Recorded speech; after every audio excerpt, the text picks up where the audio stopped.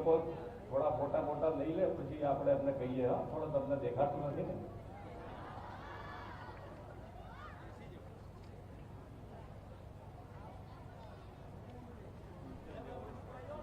થઈ ગયું. કન્યા કેળવણી મહોત્સવ અને શાળા પ્રવેશોત્સવ 2026ના કાર્યક્રમમાં આપણી સૌની સાથે મંચ ઉપર ઉપસ્થિત મારા સાથી ધારાસભ્ય શ્રી કિરીટભાઈ પટેલ, વડનગર નગરપાલિકાના પ્રમુખ શ્રીમતી મિતિકાબેન શાહ, તાલુકા પંચાયતના પ્રમુખ શ્રી કનુજી ઠાકોર, મહેસાણા જિલ્લા ભાજપ પ્રમુખ શ્રી ગિરીશભાઈ રાજગોર, અમારા પ્રભારી શ્રી ભરતભાઈ ડાંગર, મહેસાણા જિલ્લા કલેક્ટર શ્રી S.K. પ્રજાપતિ, જિલ્લા વિકાસ અધિકારી doctor Anshu Wilson, principal Shri, આમંત્રિત સર્વે મહાનુભાવો, સૌ વાલા વિદ્યાર્થીઓ, પ્રેસ મીડિયાના મિત્રો, સૌને મારા નમસ્કાર. આજે શિક્ષણ સેવા યજ્ઞ સમા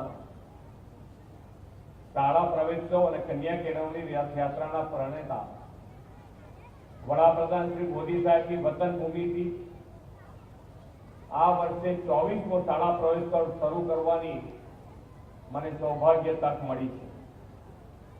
વધારે આનંદ એ વાતનો છે કે આદરણીય શ્રી મોદી સાહેબે જે સ્કૂલમાંથી શિક્ષણ મેળવ્યું તે આ BN હાઈસ્કૂલ, એમાં આજે 390 જેટલા બાળકોના નામાંકન કરવાની પણ સાથે સાથે મને તક મળી. દેશને વિશ્વભરમાં ખ્યાતિ અપાવનાર રાષ્ટ્ર પુરુષ આદરણીય વડાપ્રધાન શ્રી મોદી સાહેબના ઘડતરમાં BN સ્કૂલના યોગદાન માટે શાળા પરિવાર અને ટ્રસ્ટીઓને પણ હું ખૂબ ખૂબ અભિનંદન આપું છું. આ ધરતીના પનોતા પુત્ર, વિશ્વ નેતા અને યશસ્વી વડાપ્રધાન શ્રી મોદી સાહેબે શાસન સેવા દાયિત્વ સંભાળ્યું ત્યારથી વિકાસની રાજનીતિનો નવો યુગ શરૂ થયો છે. તેમણે મુખ્યમંત્રી પદથી લઈને દેશના વડાપ્રધાન તરીકે દેશના યોજનાઓમાં નાનામાં નાનો અને છેવાડાનો વ્યક્તિની ચિંતા કરી છે. ભણતર, અહીંયા બેઠેલા વિદ્યાર્થીઓ માટે તો માનનીય વડાપ્રધાન શ્રી સામાન્ય પરિવાર અને એક સામાન્ય પરિવાર, અહીંયા બેઠેલા વાલીઓને પણ ઘણી વખતે મગજમાં એમ હોય કે ભાઈ આપણે તો નાનું પરિવાર છે, સામાન્ય પરિવાર છે, કેવી રીતે આગળ આવી શકાય, કોઈ ઓળખાણ નથી. આ બધી જે માનસિકતા છે તમારી બધાની, એમાંથી બહાર નીકળવા માટે આજે માનનીય વડાપ્રધાન શ્રી આપણા માટે એક ગૌરવવંતું આપણા સામે ઉત્તમ ઉદાહરણ પૂરું પાડ્યું છે માનનીય વડાપ્રધાન શ્રી કે ભાઈ તમારી પોતાની અને પોતાની ધગસ હોય તો નિડરતાથી એક સામાન્ય પરિવારમાંથી છેક વડાપ્રધાન સુધીની મંજિલ પૂરી કરી શકાય છે.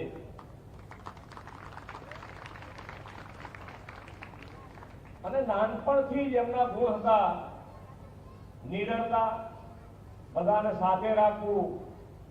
એક વિદ્યાર્થીનું એ વખતે ટિફિન નહોતો લાવતો, એનું પણ ઉદાહરણ છે કે ભાઈ એના માટે જ્યારે નરેન્દ્રભાઈ ભણતા હતા એ વખતે એમણે ક્લાસમાં દરેક વિદ્યાર્થી પાસેથી દરેકના ડબ્બામાંથી થોડું થોડું એ વિદ્યાર્થી માટે આપવાનું, એટલે એને પૂરેપૂરું ન્યાય મળે અને દરેક જણે આપ્યું છે એટલે બધા સાથે રહી શકાય, બધા એક સાથે રહીને આગળ વધી શકાય.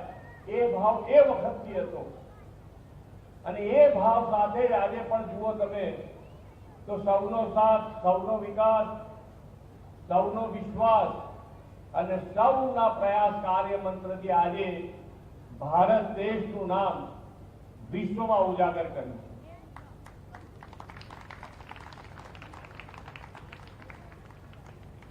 એમણે દરેકે દરેક પરિસ્થિતિ પોતે અનુભવેલી છે અને એના કારણે કોઈને સરકારમાં બેઠા પછી નાનામાં નાના માણસને કેવી રીતે આગળ વધારી શકાય એનો પ્રયત્ન અને આ શાળા પ્રવેશોત્સવ અને કન્યા કેળવણી 2003માં શરૂ કરાયું. દરેક જણ ભણવું જોઈએ અને તો જ તમે બધા આગળ વધી શકો. આજે તમે જુઓ તો એ પહેલા શાળામાં 100 વિદ્યાર્થી દાખલ થાય તો ડ્રોપ આઉટ 37% એટલે 37 છોકરાઓ તો પાછા ઘેર જતા રહ્યા હોય. આજે આ પ્રયત્નના હિસાબે કન્યા કેળવણી અને શાળા પ્રવેશોત્સવના કારણે આજે આપણે એ ડ્રોપ આઉટ રેશિયો બે બાજુથી ફાયદા કર્યા છે. એક તો 100% નામાંકન થાય અને એ નામાંકન થયા પછી એમાં ડ્રોપ આઉટ 1%થી પણ ઓછો થયો છે. એ આપણા માટે આ માન્ય વડાપ્રધાનશ્રીની પહેલની મોટી સફળતા.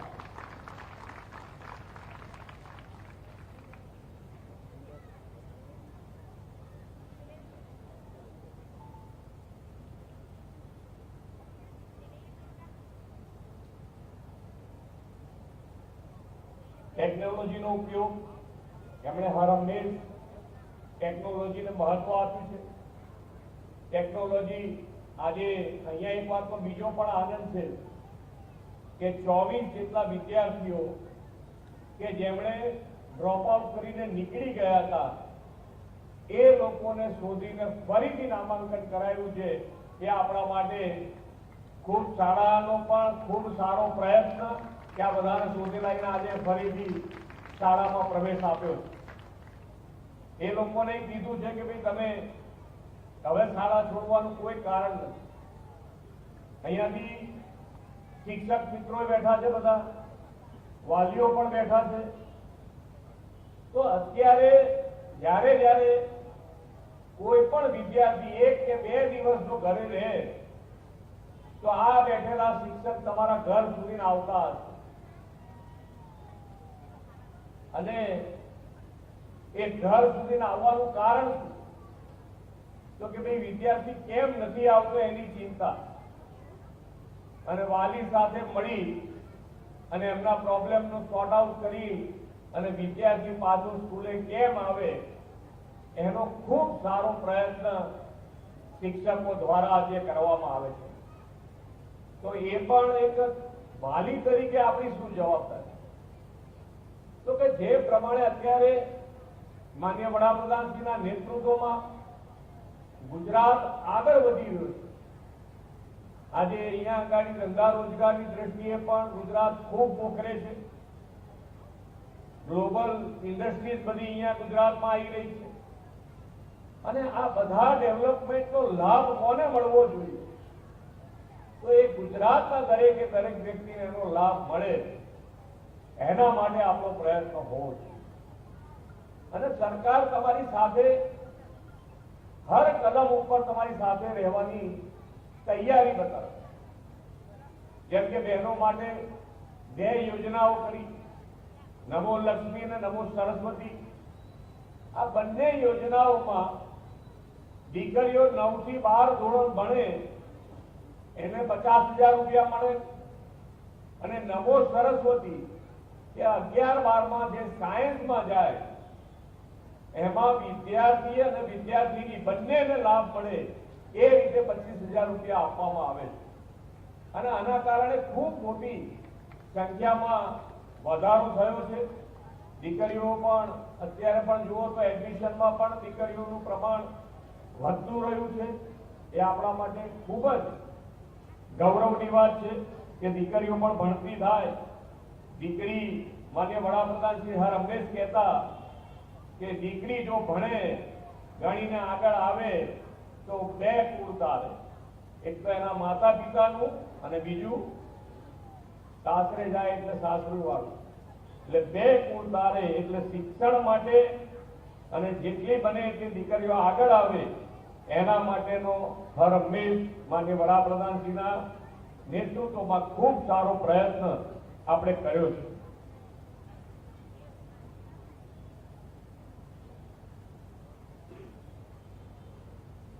વડાપ્રધાનશ્રીએ શિક્ષણનો પાયો સંગીન કર્યો છે. હવે ઉચ્ચ શિક્ષણની ઇમારતને વધુ બુલંદ બનાવીને વિકસિત ભારતના નિર્માણનો સંકલ્પ કર્યો છે.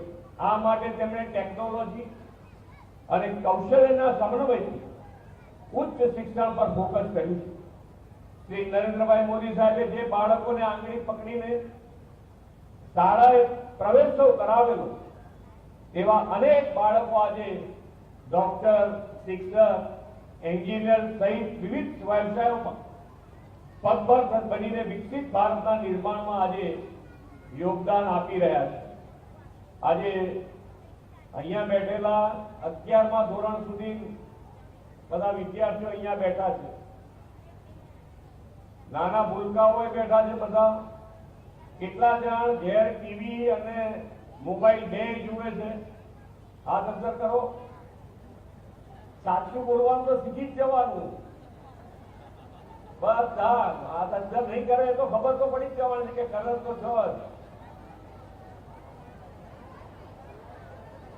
નથી કરતા. મોબાઈલ નથી. બહુ આમાં 2-3 જણાનો ઘેર મોબાઈલ નથી તો આનંદની વાત છે, ખૂબ સારું છે. પણ તમારે મમ્મી પપ્પા બેને બૂમો પડાવીને જે કરો છો કામ એ નહીં કરવાનું. ચાલો તમે ટીવી જુઓ, મોબાઈલ જુઓ, પણ તમારા ઘેર તમારા મમ્મી પપ્પા કે એટલે બંધ કરી દેવાનું, કાં તો સમય નક્કી કરવાનો. એવું કરી શકાય કે ના કરી શકાય?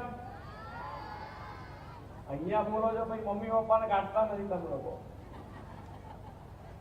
એમાં મમ્મી તો બિલકુલ ના ગાંઠે, પપ્પાને તો થોડું કે આપણે કે ભાઈ હા ચાલો.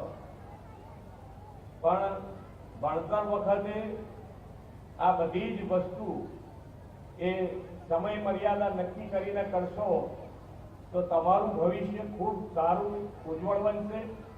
અને આજે જ્યારે જે વ્યક્તિત્વ આપણને મળ્યું છે એનો લાભ લઈને જે વિકસિત ભારતનો સંકલ્પ માન્ય વડાપ્રધાનશ્રીએ કર્યો છે એ સંકલ્પને પૂરો કરવા માટે આપ સૌનું યોગદાન એની અંદર રહેવાનું છે. તો આપણે સૌ સાથે મળી અને આગળ વધીએ. આજે શાળા પ્રવેશ મેળવનાર બાળકો ને ખૂબ ખૂબ અભિનંદન સાથે શુભેચ્છાઓ પાઠવું છું. આ પ્રવેશ મેળવનાર બાળકો પણ વિકસિત ભારતના સૂત્રધાર બને એ જ વિશ્વાસ સાથે વિરમું છું. ભારત માતા કી જય. વંદે માતરમ. જય જય ગરવી ગુજરાત.